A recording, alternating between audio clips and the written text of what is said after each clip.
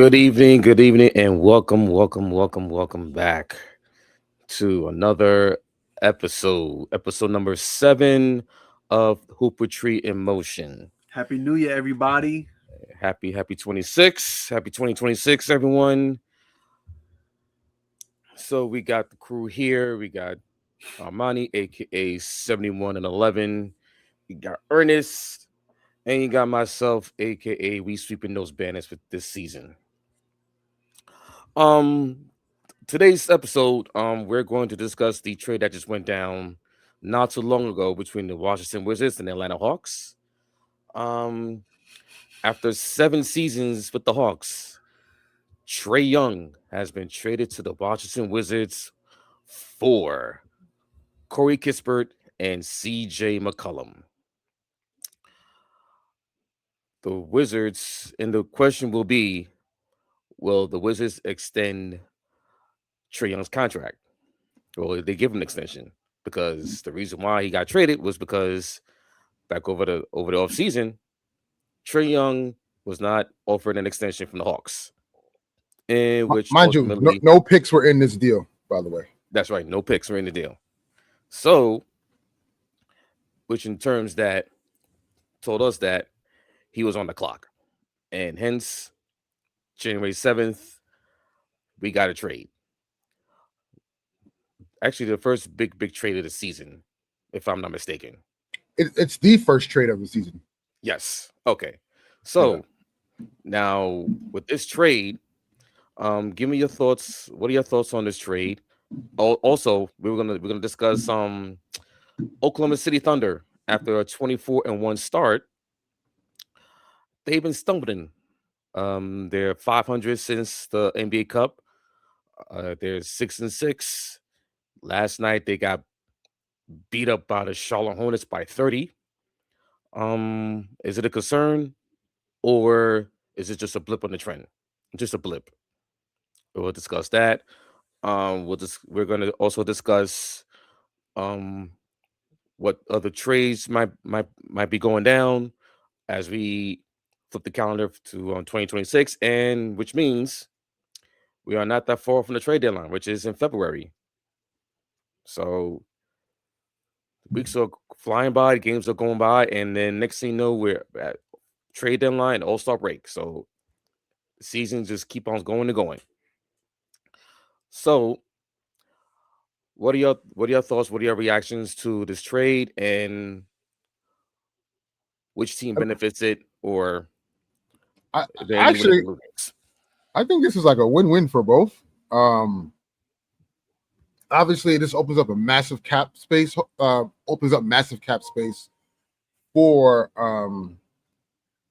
Atlanta, right? And what's crazy is that Washington was projected to have like over $50 million in cap space for this coming summer because CJ McCollum and Chris Middleton will be free agents. And as per the CBA, like you can't just go into the following season with that much cap room. So they needed something to kind of fill up that gap in that cap space. And then you got $46 million coming in and Trae Young, you kind of fill up that cap space instead of trying to just spend it on players and try to make a roster because you have to spend this type of money. So you pair Trae Young with Alex Sarr, who's been playing really well as of late, coming into the zone. They still have Chris Middleton who can give you something serviceable off the bench or if he's starting. I am very surprised at the no pick situation. You would think because the Wizards were taking on that contract and how bad Atlanta wanted to move off of Trae Young, at least a pick would have gone with Trae, or at the very least, because of the return, I think there should have been more picks involved going to Atlanta because Mikal Bridges went for 5 picks. And hell, even the Lakers gave up, and it's Luka, don't get me wrong. I'm not saying Luka. Trae Young is not in the same stratosphere as Luka, but they got Anthony Davis, a generational talent, and a first still, and Max Christie, a rotation player. So Like the no pick situation is still baffling to me, but I do think it does work out on both sides. Atlanta now has this cap space; they can go out and try to get Anthony Davis, which then they've been reported as a player they coveted to add to their roster. You build around Jalen Johnson, who's been the dude is damn near averaging a triple double. He's averaging 20, 10, and 8. So clearly you have a star who's taller, that can play defense and rebound. So I get it. Trae Young is the undersized guard, but Trae Young is a floor raiser. And we've seen that, throughout his career. So I do think it benefits both sides. I'm just very stunned about the no picks involved. So we'll see what happens and how it turns out. And obviously, this was a money move for Trae Young. I will assume that we will hear a contract extension that was already agreed to, but we're going to hear like a contract extension that's going to be available for Trae Young. And given the fact that Washington is going to have all this cap space in the summer, you just give Trae Young that money, and then you build around Trae Young and the young talent they have in Washington and see what happens from there. And then with Atlanta, you build around Naw, you build around Dyson, you build around obviously the centerpiece is Jalen Johnson, and you still can see what else you have roster-wise. So I mean, we'll see. Atlanta is in a very good spot too because they hold that precious, unprotected first-round pick from New Orleans. So to them, being able to have cap space and that first-round pick, that's a very good position to be in as a team at that level right now. So it's hard for both teams. I think when you put it in that light, it helps me understand the trade just a lot more. I just remember when we was giving our early season predictions of,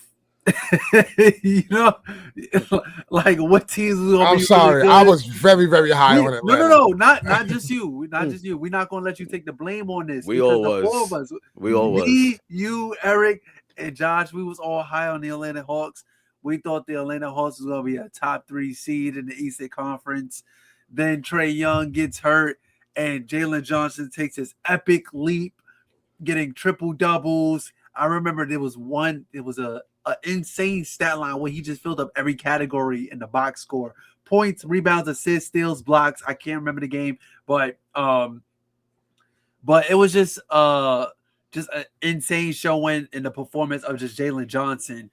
Trae Young comes back, and they lost like what? I could be mistaken, but like 5 games in a row. So something crazy. Like 7 Yes, games in a row, something like that. Something like that. So it was like, all right, he's probably just gelling with the roster. Nickeil Alexander-Walker has been having a great season so far. Dyson Daniels has been he's taken a step back, which is really awkward. So it's just been weird. And then especially with the whole trade rumors, the fact that this happened so fast is it's insane. It's crazy because I thought this was going to drag out just like every single trade, just like the Giannis trade. I kept saying I believe it when I see it, and at the end of the day, Giannis is still a Milwaukee Buck. OG Anunoby is still a New York Knick. Cat is still in the Knick uniform. So nothing has happened with that. I get it, all the skepticals and the technicalities around the contracts and stuff. I get that. But the fact that this trade happened so fast is crazy. And Trae Young, when he was choosing his list, the Washington Wizards, who want to go to Washington? Who want to go to Washington? That's like when Joakim Noah was saying, like, I never heard anybody that said they want to go to Cleveland. He said that. Who want to go to Washington? I mean, yeah, I that's why I said this is like more so a money thing. Like, because I would have loved to see Trae Young in Minnesota. That's what I'm saying. Mm-hmm. Like that to me. If there's no other team that needs a point guard, it's Minnesota. Yeah, for sure. Anytime there's a good point guard who's like flustered with his organization, we're thinking of where can he land, where will be the best fit at Minnesota. That's the piece they need. And plus you get, if they, let's say they do get him, you said a floor raiser, a playmaker, somebody can hold his own, so that way Ant-Man don't got to sit there and score. You know what I mean? Julius Randle can revert to the third option, which I think he would play really well in.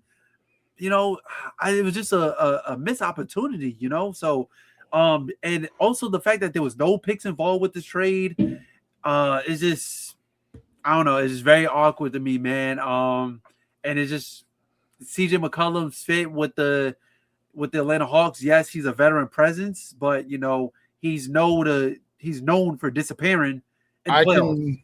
I can see a world. Well, the thing is, getting CJ, it's all about the contract. It's not about CJ the player. No, right.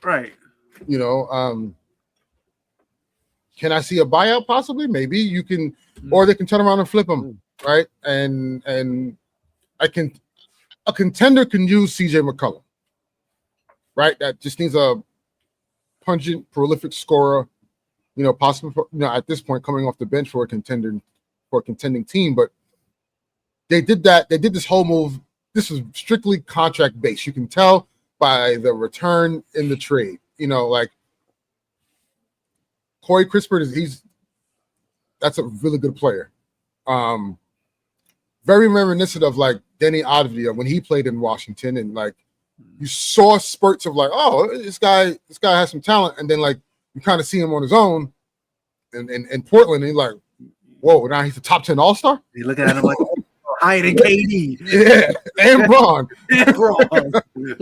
So and Steph. This is 2026, y'all. Yeah. So you never know what Corey could actually turn into, but again, this was a strictly cap move for both teams. One team was trying to get off the cap space so they could build around their new young player, and then you had another team who had all this cap space because they had veterans that they weren't trying to pay, obviously, because they're trying to go get younger and get better in the draft. You needed some cap. You need someone to fill that gap without spending excess money on players you necessarily don't need to kind of fill up the roster. So I see the why into this deal. It's just when you look at Trae Young's production, like if you looked at his stats and his career, you're like, that's all he went for, right? So you got guys out here going for 4 picks. The trade market is all messed up right now. Yeah. So we'll see what happens. Yeah, that's the thing. Like, we'll see what happens. Like, what's the after effect about this now? Like, what's the fallout? Bro, I just see something on Bleach. They said that he got traded mid-game. Yeah, mid-game. Yeah, mid-game. Yo, that's like some Harrison Barnes shit. Yo, wow. So yeah, like for the viewers watching at home, I already had the episode loaded. You know what I mean? We was going to talk about some of the trade destinations that some of the teams that Trae Young was going to go to, and then I had to change the whole title, the whole thumbnail, everything. You know what I mean? Well, remember I texted y'all before. This is early afternoon. I said Trae's going to the Wizards. Yeah. I said, and then like an hour later, Shams drops the they're like in the final stage talks or whatever. So I was like, yeah, this is gonna happen. If it wasn't gonna happen tonight, it definitely was gonna happen tomorrow, like for sure. But I mean, like it's the Wizards, this is the Hawks. They're not contending right now, so we'll see what comes out of it. And AD's on their list next. Yeah, so we might as well just go into trade rumors. The speculation of all the trade rumors happening. Yep. Anthony Davis possibly going to Atlanta. I don't know. Like for Dallas, think about this. If you're a Dallas fan, you're gonna say, "Yo, we traded Luka Doncic for Kristaps Porzingis and Luke Kennard." Like what? We already had Kristaps Porzingis. Zachary today. You know what I'm saying? Well, the Hawks are very steadfast on not including Zachary into any trade. Pretty much, you're not getting anybody of Anthony Davis's caliber. Yeah, basically. Make it enough. That's what they tell me. Yeah. So look, Maverick fans, the crash out is valid. It was valid. Straight up valid. It's valid. Like, oh, wait. We traded for a player that we already had that was disgruntled here, that we let walk. No, they actually traded him for Daniel Gafford. I remember they traded him for Daniel Gafford. Yep. To trade for him again for the superstar that we had that he was disgruntled with. Like, that's just, but Anthony Davis, I think Dallas, personally, I think Dallas should wait. Because what doesn't make sense to me is that you want to hold on to Kyrie Irving because you know the vision is you want to see Kyrie and Cooper Flag together because you think that could be a good tandem. But also you're saying we want to focus on the Cooper Flag timeline. Mm-hmm. But you also want to trade Anthony Davis. But Kyrie Irving's more on Anthony Davis's timeline than Cooper Flag's timeline. Yeah. It doesn't make any sense. It doesn't make sense.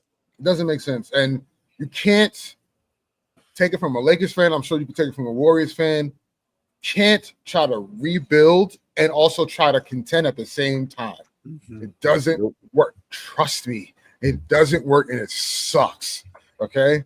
It does not work. So, like, they have to figure out. I think personally they should just like stand, not necessarily stand pat. Obviously they can move, make some moves around the margins, but I would want to wait to see what it looks like first. Let me see what Kyrie, Cooper Flag, Anthony Davis, Klay Thompson, let me see what all of that looks like first before I start to make moves. We'll see what happens with them. The Knicks need to make a move, do they? Kind of just relying on like for Mike Brown to say the reason why the defense was, I'm paraphrasing, but the reason why the defense hasn't been has been ass as of late is because we're missing Josh Hart. So if he's the one player that affects that, that's a problem. It's a problem. Can't be your nucleus, man. He can be the glue guy, but he can't be the nucleus. You know what I mean? So and he's a great glue guy. Lakers, obviously, like we need defense.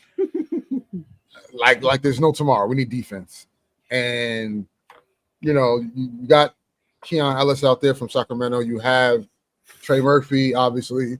You have Herb Jones, obviously. Those are the two most coveted two-way players right now in the market. And it would behoove the Pelicans to demand some first rounders for those guys, being that you gave up your own first rounder to get their queen and a pick swap. So you have that. Obviously, the biggest domino right now, aside from Trae Young, is the whole Giannis thing. And however that goes, I think that's going to happen in the summer. I don't think that's going to happen mid-season. Cleveland needs to do something.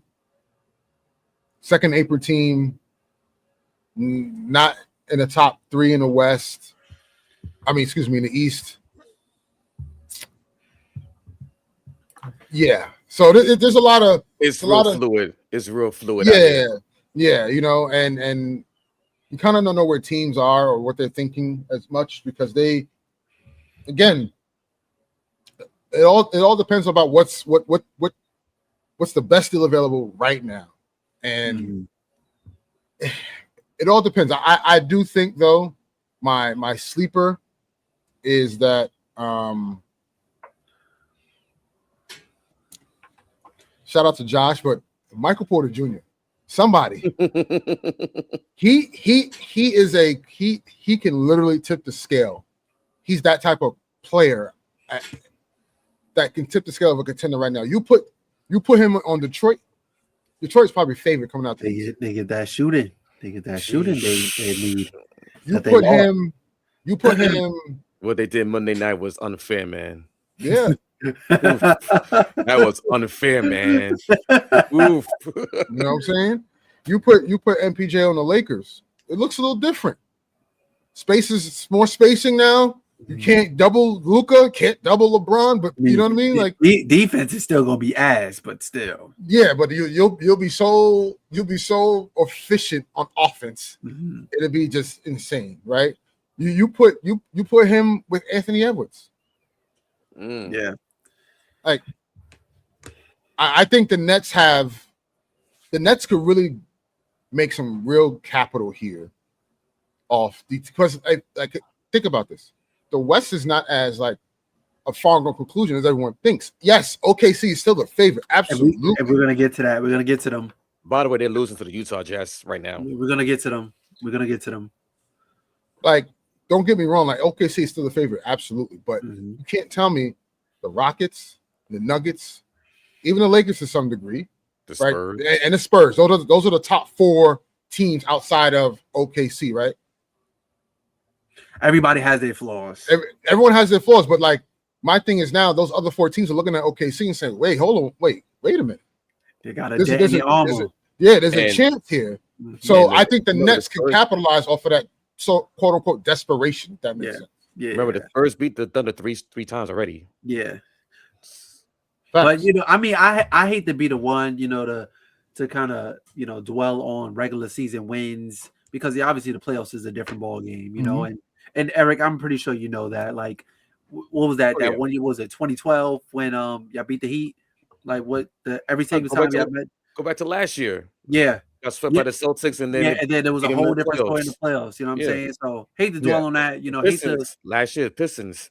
Yeah, lost a 3-1 season series. They beat them in the playoffs. So regular season is because right now we're in the dog days of the NBA season. We just got off that whole schedule of the NBA Cup. Christmas Day, New Year. So that whole strange and plus the teams that were in the cup semifinals, they had to play right when they had to go back to when they came back from Vegas. They had to play back-to-backs or every other day, and then a back-to-back every other day. And the schedule has not lightened up for those teams. That's why you seen the Spurs, Thunder, Knicks, Magic. You see those teams stumble out of the gate during in that schedule. So, and it's like it's the dog days. Like I said, everyone's looking forward to All-Star break and the trade deadline. So this is where teams start struggle a little bit, and then by at the All-Star break, that's when they start gearing up for the playoffs. So you're gonna see that. It happens every year. So yeah. I mean, there's another team out there I think that can help other contenders and gain some capital outside of the Pacers. Pacers, yes. I think if you really want to shake something up, like see what you can get for Mathurin, see what you can get for what's his name? Nembhard? No, not Nembhard. No, not Nembhard. They're gonna keep Nembhard. Yeah. What's it, Walker? Jarvis Walker. Is that? Yeah. No, is that the one he has like the locks? No, or that's named Jackson. I know you're talking about. Isaiah Jackson. Yes. I think it's Isaiah Jackson. Is that his name? This is so embarrassing. But you can see what you can get for those two guys. But I think again, Brooklyn, Isaiah Jackson. I think Brooklyn can gain some draft capital out of these teams because they have a lot of like players that can help contenders right now. I'm very interested in the Hornets and their future because Con Knueppel and Cole Brennan. Yeah, Con Knueppel, Cole Brennan, and Brandon Miller.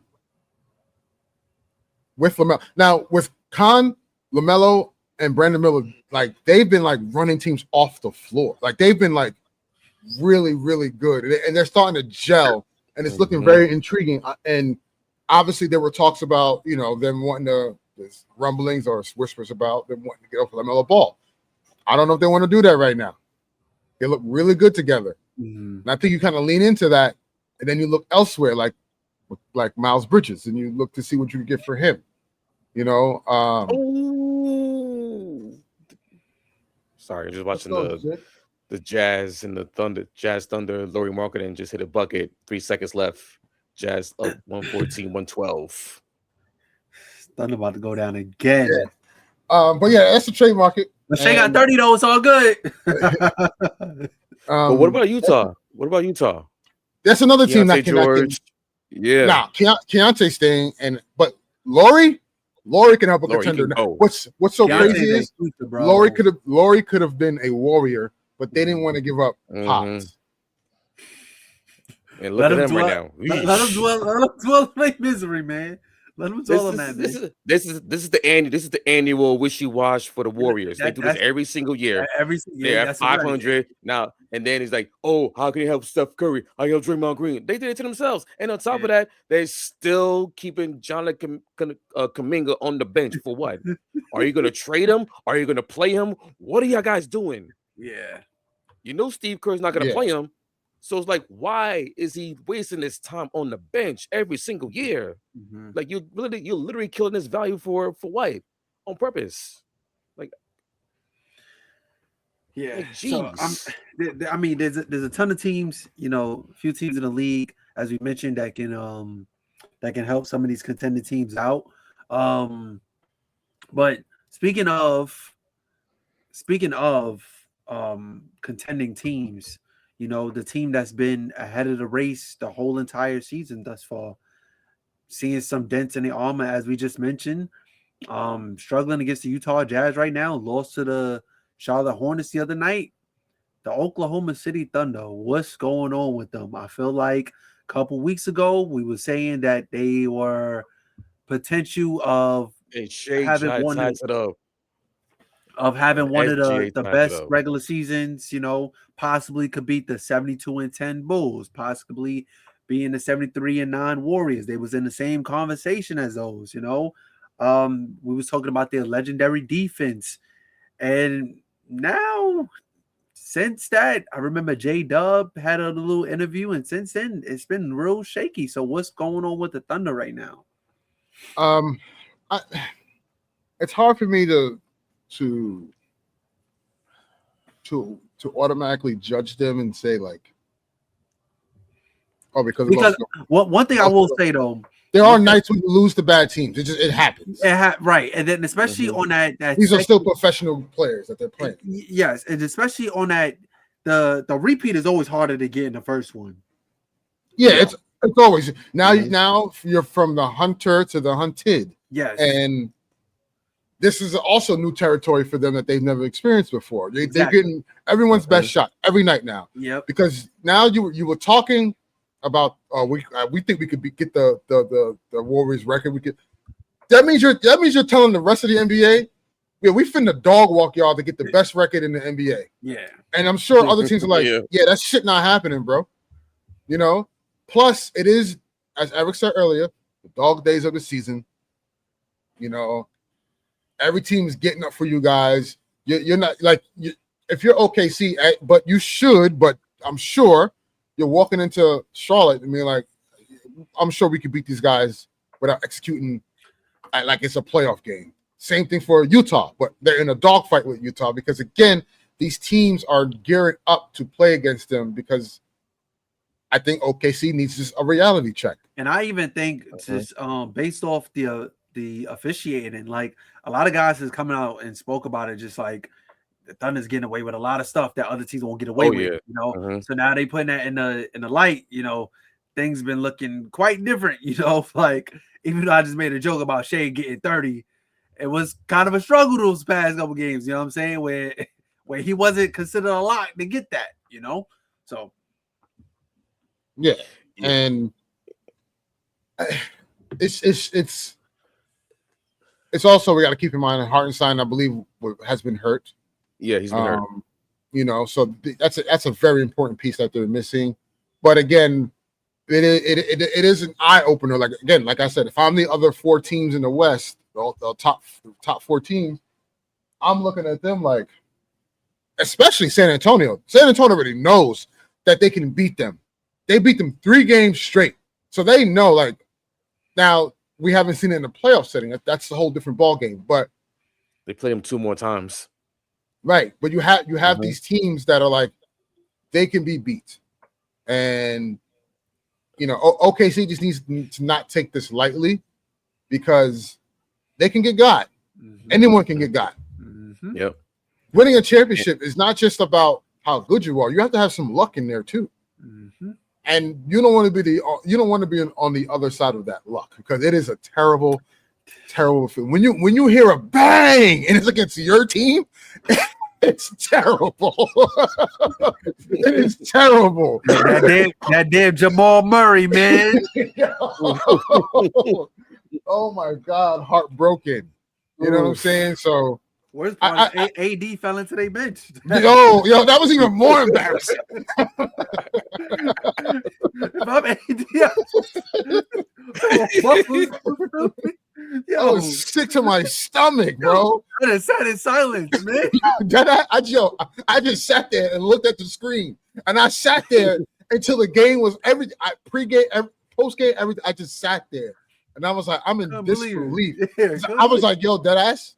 That's when I accepted it. I'm like, we can't beat these guys, no matter what. I said we can have Kobe and Jordan on the roster, and we just can't beat them. We just can't. Yeah. So. But yeah, I just think OKC is just they're just in the dog days of the season now. The schedule, though. And here's the little caveat. OKC, when they started, right? But even before that, when they was like 24-1, I think it was, or something like that. Yeah. They had the strength of schedule. They had the easiest strength of schedule in the NBA up until the Cup. That's something to be said. That's all I'm saying. Something to be said. Yeah. So, like I mentioned before, it's right now. It's the dog days of the season, but their schedule for the rest of this month, they playing every other day, including home games with the Spurs, a road game against the Rockets. They still got to play Cleveland. They still got to play the Timberwolves, so their schedule's not lighting up. So that's it. Yep. And that's through the rest of January, and also in February they still got to play the Nuggets. They still got to play the Spurs again and the Rockets, and that's before and the Lakers. That's right before All-Star break. So they're gonna get tested throughout the until All-Star break. So. And plus, like, hey, everyone's gunning for you. They're gunning for them. This is not 2 years ago. This is not last year. I mean, so they're gonna have to bring that championship DNA and get experience because these teams are really starting to gun for them. So SGA be the MVP. Come on now, Lou Dort. I mean, right now he's by default, obviously, they have the best record and all that. He would be the MVP. But there's a team in Detroit. I think there's two teams in the East that have two players that are deserving to be in the top voting. And obviously biased. Luka need to be up there. You know what I'm saying? Because no one had the Lakers as a top team in the West, and we are. We're the third seed in the West. But everyone wants to talk about defense, and they're going to penalize him for it. So whatever. Yeah, statistically, like but when you get averaging, I get what you're saying. 35, bro. I seen a stat the other day. You could correct me if I'm wrong, but God damn, what is the stat? Get back to me on that. Get back to me on that because I seen the top 4 teams in the West. And is it the point differential? Yeah, so the Lakers have a neutral, a zero. We've allowed I think 133.8 points, and then we also scored 100. I'm like, damn, we're just giving buckets and giving up buckets. Like it's just like and it still be like a top team in the West Conference. It's crazy, but also the Lakers. The Lakers are undefeated in the clutch. They have the best net rating in defense in the clutch, and I think the third best offense in the clutch. And they're 12-0 in the clutch. So like when it comes down to it, if you're in the clutch situation, you have And this is why, like the LeBron and Luka thing work. They're two supercomputers on the floor. Mm-hmm. You have those two guys in the clutch. It's going to be hard to beat those guys. Yeah. But I digress. I do think Luka is deserving of consideration, but more so than Luka, Jaylen Brown and Kay Cunningham deserve consideration for MVP. Yeah. Jaylen Brown is doing more with less. Yeah. Everyone predicted, as I did. I called that roster stink. I said that roster booty. And Josh. Yes. yes. Josh. I said that roster stinks, and Jaylen Brown's gonna like get his, but that team is gonna be terrible. They're gonna be a playing team. Yeah. They are the second or third because they lost, so they're the third best team in the East right now, and no one expected that. And it's gonna get real spooky if Jason Tatum comes back for the East. Then you have Detroit. They've been running away with the number one seed so far. You know, nobody expected that. Nobody expected that. Detroit, Kay Cunningham's been out, I think, the last 4 games, and Detroit's been 4-0. Mm-hmm. Isaiah Stewart just tonight put up 31 points. Mm-hmm. You know what I'm saying? He played Monday. He played Monday. Oh, no, he did play Monday. Sorry, yes, he did play Monday. But they've been 4-0 without Kate as a whole throughout the year. And there's something brewing there. And I pray to God I pray to God they don't get MPJ. I pray to God they don't get Michael Porter Jr. Because I'm telling you right now, the East is in trouble if they get Michael Porter Jr. with Kay Cunningham and those two bigs that they have in Isaiah and Jalen Duren.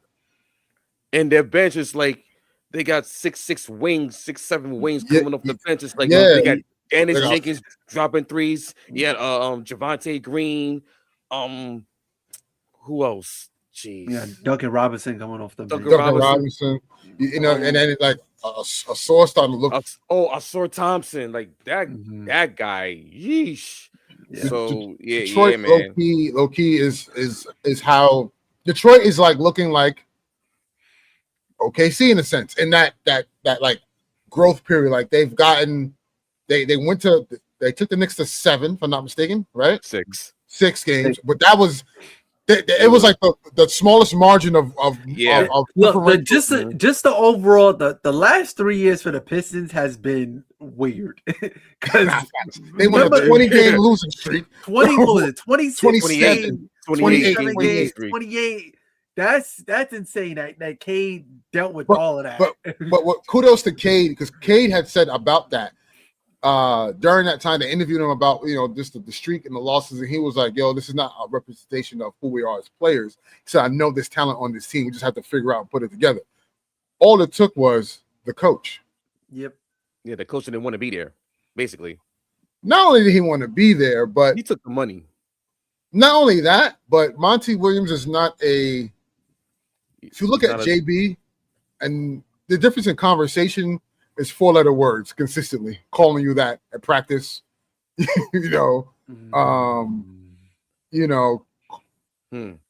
a different way of coaching and how to get through the players. Detroit's a rugged type of team. Those are dogs over there. Kind of need a coach that kind of resembles and plus that. Also on top of that, it couldn't get much. It could not. Get much. I mean, that was rock bottom. That was rock bottom. That's as low as you can go. That's the lowest you can go. That's like saying, that's like Jackson Hayes was your starting center. Now we got DeAndre Ayton. I'm cool with that. See that picture where it's like the side by side. It's the guy he's standing up close. Yeah. And then the next picture he moved back a little bit. Like, you know what I'm saying? Yeah. So it's like you said, Armand. They couldn't get no worse than that. But man, Detroit has been very impressive. And I do think it's still up in the air, right? Like we got to see it in the playoffs. We just have to see it in the playoffs. Like it looks good now during the regular season, a la Cleveland, a la Utah. Like it looks good during the regular season, but in the playoffs, we got to see those other guys show up. We know Kay's going to show up. We've seen it last year. right? Like now, can Jalen during the leap he's taken this year, can he sustain that in the playoffs? You know what I'm saying? So those are the things we have to see. And those bench guys who are getting after it, like when the lights are the brightest, we got to see what you got. I think what it is, we're just not accustomed to seeing the it's like no disrespect to the Pistons, but we're just it's kind of weird and tough to get accustomed to a new team at the top of the conference, and it was like that for the Thunder last year. We was like, all right, yeah, they're good, but like they still don't have enough to beat Denver. They still don't have enough to beat the Timberwolves. Remember, they got bounced against the Dallas Mavericks in 2024. So if the Pistons can somewhat sustain some consistency throughout the rest of the season and just see how they go up against the other big time teams in the league, that would give us a definitive answer on if they can withstand and how can they perform in the playoffs. So, yeah. Yeah, so I got my eye on them real closely. Yeah, I know you do. Yeah. After that butt whooping they literally just did on us on Monday night. Yeah, so I'm impressed with what they've done so far in the regular season. Now you're hearing rumblings about, hey, K should be in the running for MVP. He should be running for a start as All-Star. The comparisons of him and Brunson and Jaylen Brown, this and that, and that's a top point guard in the league. So I think, since we're kind of on the topic of just all stars, I think Cade does get the nod over Jalen Brunson. Not Jalen, sorry, Jaylen Brown. I was reading something the other day, and it actually makes a lot of sense, and especially it comes down to the whole Player of the Month conversation that we had in the chat between Brunson and Jaylen Brown. Even though statistically Jaylen Brown had a better December than Brunson. Brunson was the one who won the Player of the Month. But at the end of the day, Nike is the biggest sponsor of the NBA. Nike is the biggest sponsor of the NBA. Now you speaking my language. You see it. Nike is the biggest sponsor of the NBA. So you look back at the overall history of Jaylen Brown and Team USA. You look at that. You look at the All-Star. But here's the thing too. Who just signed a Nike shoe deal? Cade Cunningham. If you don't think he's not getting into the All-Star as a starter, yeah. Especially after it's not like he's like having a subpar year. Like he's in the MVP conversation, and he's and he's been in an MVP conversation for like the whole entire season. Jaylen Brown just joined the conversation like last month. So, yeah. Well, yeah, it's going to be interesting how it'll all unfold. Yeah, man. And also the second fan returns was released yesterday. So we can discuss that. So the leading vote getter among the fans, not surprisingly, Luka Doncic with over 2.2 million votes. Giannis with 2.1 votes, 2.1 million votes. He don't even know what he want to do, man. And then you got Jokic at 1.99, Brunson with 1.91, and then you got Maxey 1.908, Steph Curry 1.844, Cade Cunningham 1.725. Then you got SGA 1.55, Donovan Mitchell 1.53, and then Jaylen Brown 1.54. And then Victor 1.32, Anthony Edwards 1.24, Denny Avdia 1.224, and then LeBron James at 1.05. That's top 10. That's your top. That's the players in the 1 million votes. So KD doesn't even have 1 million votes. Yes, 997. He's right there. Yo, what? Yeah, I And then mean, after that is Carl Anthony Towns with 989, and then Alperen Şengün with 871. what I'm interested in is that, like, obviously this new format is it's like the world versus America. I think some of these There's not international guys get there's in by but default. like there's not enough. No, There's not enough. Not enough. Like, Not enough enough. it's not enough. Not enough. Yeah. Too many. Like, there's not that many European stars. Like, think about it. It's not, so y'all really about to do some BS. That's what's gonna piss me off. That's why, and that's what I said about like them trying to OG on the construct a world team. Like what? Right. It's gonna be like last year how like Charles Barkley, right? He had the world. Because he drafted all international players, and then Donovan Mitchell. Like what? What?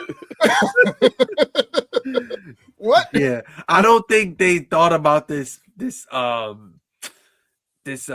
construction of how they want this All-Star game to go. So yeah, it sounds good, but like when you think about it, like potential guys who gets nominated All-Star every single year may not make it because you have an international talent, even though he's sitting low in votes, can still get it because technically a place on that team is reserved for him. You feel me? Yeah. It's crazy. Like we're gonna see Sviv Mikhailov be an All-Star. Start as a Laker, man. You know what they say. They always play good when they lead the Lakers, man. Like, so it's gonna be crazy to see, but like we'll see what happens, and I'm sure it'll be entertaining. I'm curious to how it all unfolds with LeBron probably not being a starter for the first time ever in his career. And KD, the same thing. KD not being a starter either. Like I'm sure they'll be in the All-Star game, but I don't think they're starting, which is weird. I can't say the name, but as Josh would say, the Bronze Soldiers. Y'all not showing up. Attention, Hood. Y'all not showing up. Look, for me, honestly, I stopped voting on the All-Star game a long time ago. I stopped voting on a long. Like, even though we made joke and talk about that, like, I stopped going on the NBA app and NBA.com and placing my votes a long time ago. Some guys are just gonna make it. It is what it is. It is what it is. So like, even though you put that thought process that LeBron may not be a starter, I am not worried about that. I'm not worried. I think he will be, man. LeBron didn't play last year. Yeah.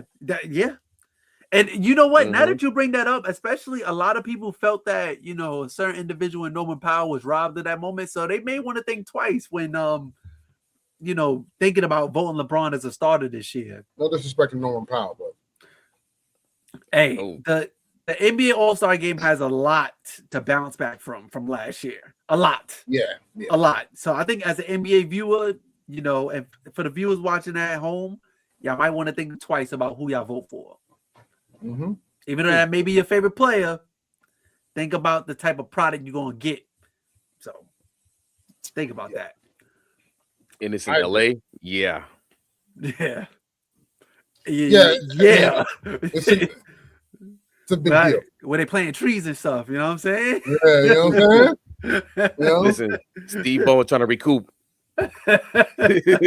Before we end the show, don't you think that's funny how like it's just like under the rug now? Like it's just like gone. Yeah. Yo, like what? Kawhi started balling and everything was forgiven.